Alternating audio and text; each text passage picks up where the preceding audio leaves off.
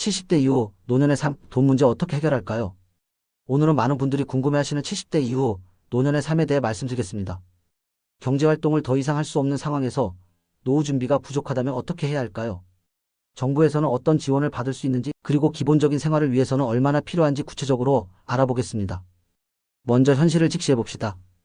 통계청 자료를 보면 우리나라 노인 빈곤율은 OECD 국가 중 상위권입니다. 65세 이상 노인 4명 중 1명이 상대적 빈곤 상태에 있다는 뜻이죠. 이런 상황에서 70대 이후에도 경제적으로 안정된 삶을 살기 위해서는 정확한 정보가 필요합니다. 정부 지원 제도, 첫 번째 기초생활수급자 제도. 가장 기본이 되는 것이 바로 국민기초생활보장제도입니다. 생계가 어려운 저소득층을 위한 마지막 사회안전망이라고 할 수 있죠. 2025년 기준으로 1인 가구 생계급여는 월 71만 3천 원입니다. 이게 생계급여의 최저 보장액이에요. 여기에 의료급여, 주거급여, 교육급여까지 받을 수 있습니다. 의료급여는 의료비 걱정 없이 병원을 이용할 수 있게 해주고요. 주거급여는 월세나 주거비 지원을 받을 수 있습니다. 하지만 기초생활수급자가 되려면 까다로운 조건이 있어요. 소득인정액이 기준 중위소득의 30% 이하여야 합니다. 1인 가구 기준으로 월 71만 3천 원 이하의 소득인정액을 가져야 하죠. 여기서 중요한 것은 소득인정액이라는 개념입니다. 단순히 현금 소득만 보는 것이 아니라 재산도 소득으로 환산해서 계산해요. 부동산, 금융재산, 자동차 등 모든 재산이 포함됩니다. 예를 들어 집 한 채를 가지고 있다면 그 가치의 일부를 월 소득으로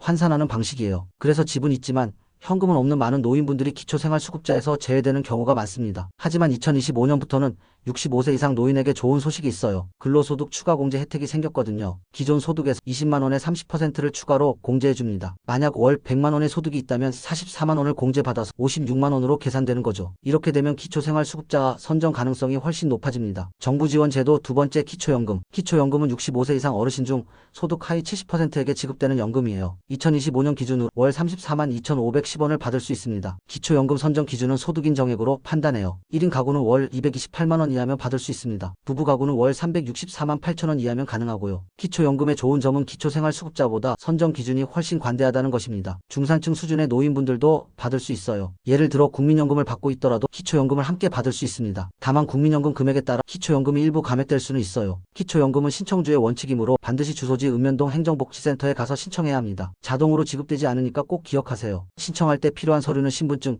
통장사본, 소득재산 관련 서류들이에요. 배우자가 있다면 배우자 서류도 함께 준비해야 합니다. 정부 지원 제도 세 번째 국민연금. 국민연금은 젊었을 때 보험료를 납부한 기간에 따라 받는 연금이에요. 2025년 기준으로 국민연금 평균 수령액은 월 60만 원 정도입니다. 하지만 이것은 평균이고요. 실제로는 가입 기간과 소득 수준에 따라 천차만별이에요. 최소 10년 이상 가입해야 연금을 받을 수 있습니다. 가입 기간이 짧거나 소득이 낮았다면 연금액도 적을 수밖에 없어요. 특히 여성의 경우 출산, 육아 등으로 인한 경력 단절 때문에 국민연금이 적은 경우가 많습니다. 하지만 국민연금도 매년 물가 상승률을 반영해서 조금씩 인상돼요. 2025년에는 2.3% 인상됐습니다. 그리고 국민연금은 사망할 때까지 평생 받는 연금이에요. 인플레이션에 어느 정도 대응할 수 있다는 장점이 있죠. 정부 지원 제도 네 번째 노인 일자리 사업. 아직 몸이 건강하다면 노인 일자리 사업에 참여할 수 있어요. 2025년에는 110만 개의 노인 일자리를 공급한다고 발표했습니다. 공익활동형 일자리는 월 29만 원을 받을 수 있어요. 하루 3시간 이내 월 30시간 이상 활동하면 됩니다. 사회서비스형 일자리는 더 많은 수입을 올릴 수 있어요. 교육시설 보조, 돌봄 서비스 등 전문성을 활용한 일자리들이죠. 시장형 사업단은 소규모 창업을 지원하는 프로그램이에요. 카페 운영, 반찬 사업 등 다양한 분야가 있습니다. 취업형 일자리는 민간 기업에서 일하는 것이에요. 경비, 청소, 조리 등의 업무를 담당합니다. 노인 일자리 사업은 단순히 돈을 버는 것 이상의 의미가 있어요. 사회적 관계를 유지하고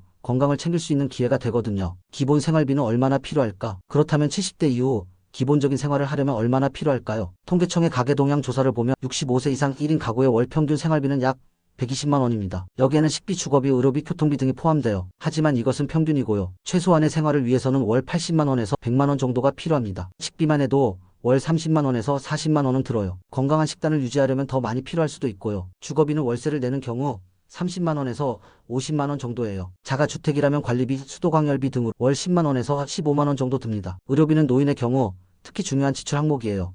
기초생활수급자나 의료급여 수급자가 아니라면 월 15만 원에서 30만 원은 각오해야 해요. 만성질환이 있거나 갑작스러운 질병이 생기면 더 많이 들 수 있고요. 교통비, 통신비, 각종 생활용품비까지 고려하면 여유 있는 생활을 위해서는 월 150만 원 정도가 필요합니다. 노후 준비가 안 된 70대 어떻게 해야 할까? 노후 준비가 제대로 안 된 채 70대를 맞은 분들은 어떻게 해야 할까요? 첫 번째로 할 일은 받을 수 있는 모든 정부 지원을 신청하는 것입니다. 기초연금, 기초생활수급, 의료급여, 등 해당되는 모든 제도를 알아보세요. 주민센터에 가서 상담을 받는 것이 가장 정확한 방법이에요. 담당 공무원이 소득과 재산 상황을 확인해서 받을 수 있는 지원을 안내해 줍니다. 온라인으로는 복지로 사이트에서 맞춤형 급여 안내 서비스를 받을 수 있어요. 간단한 정보만 입력하면 받을 수 있는 복지 혜택을 알려줍니다. 두 번째는 가족과의 관계를 점검하는 것이에요. 부양 의무자 기준 때문에 기초생활수급에서 제외되는 경우가 많거든요. 자녀가 있다면 자녀의 소득과 재산도 고려돼요. 하지만 2025년부터는 부양 의무자 예외 적용 기준이 완화됐습니다. 자녀와 연락이 닿지 않거나 부양을 받지 못하는 상황이면 예외로 인정받을 수 있어요. 세 번째는 주거 문제를 해결하는 것입니다. 집이 있지만 현금이 부족한 경우라면 주택연금을 고려해 볼 수 있어요. 집을 담보로 매월 일정 금액을 받는 제도예요. 9억 원 이하 주택 소유자라면 신청할 수 있습니다. 70세 1인 가구 기준으로 3억 원 주택이면 월 85만 원 정도 받을 수 있어요. 사망할 때까지 계속 받을 수 있고요. 집에서 계속 살 수 있다는 장점이 있습니다. 네 번째는 건강관리예요. 의료비를 줄이는 가장 확실한 방법은 건강을 유지하는 것이거든요. 국가건강검진을 꼼꼼히 받고 만성질환을 초기에 발견해서 관리하세요. 보건소에서 제공하는 각종 건강 프로그램도 적극 활용하시고요. 다섯 번째는 사회적 관계를 유지하는 것입니다. 혼자 있으면 우울감도 생기고 건강도 나빠져요. 경로당, 복지관, 평생교육원 등에서 제공하는 프로그램에 참여해보세요. 새로운 인간관계도 만들 수 있고 유용한 정보도 얻을 수 있어요. 현실적인 대안 찾기. 정부 지원만으로는 부족할 수 있어요. 그렇다면 현실적인 대안을 찾아야 해요. 첫 번째는 소규모 부업을 고려하는 것입니다. 온라인 쇼핑몰이 발달하면서 택배 포장, 라벨링 같은 간단한 일거리들이 생겼어요. 집에서도 할 수 있는 일들이죠. 펜션이나 게스트하우스 관리, 반찬 판매 등도 가능한 일이에요. 다만 소득이 생기면 기초생활수급이나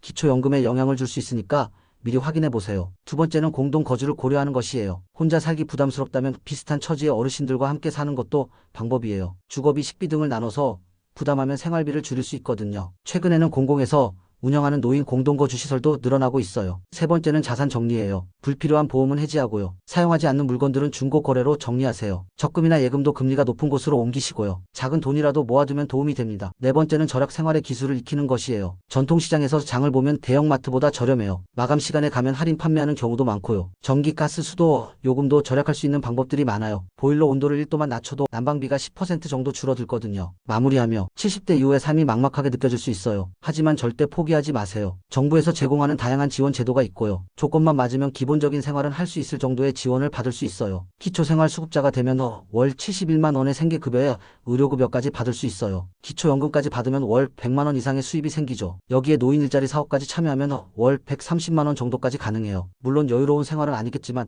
최소한의 인간다운 삶은 유지할 수 있는 수준이에요. 가장 중요한 것은 정보를 정확히 알고 적극적으로 신청하는 것입니다. 혼자서 해결하려고 하지 마시고 주변의 도움도 받으세요. 자녀들과의 관계가 어렵다면 사회복지사나 상담사의 도움을 받는 것도 좋은 방법이에요. 그리고 건강만큼은 꼭 챙기세요. 건강을 잃으면 의료비 부담이 커질 뿐만 아니라 삶의 질도 급격히 떨어져요. 규칙적인 운동, 균형 잡힌 식사, 정기적인 건강검진은 선택이 아닌 필수예요. 마지막으로 희망을 잃지 마세요. 어려운 상황이지만 우리나라의 사회보장제도는 계속 발전하고 있어요. 기초연금도 매년 조금씩 오르고 있고요. 노인 일자리 사업도 확대되고 있습니다. 지금 당장은 힘들어도 조금씩 나아질 수 있어요. 오늘 말씀드린 내용들을 참고하셔서 본인에게 맞는 지원을 받으시길 바라고요. 건강하고 행복한 노년 생활을 보내시길 진심으로 응원합니다. 감사합니다.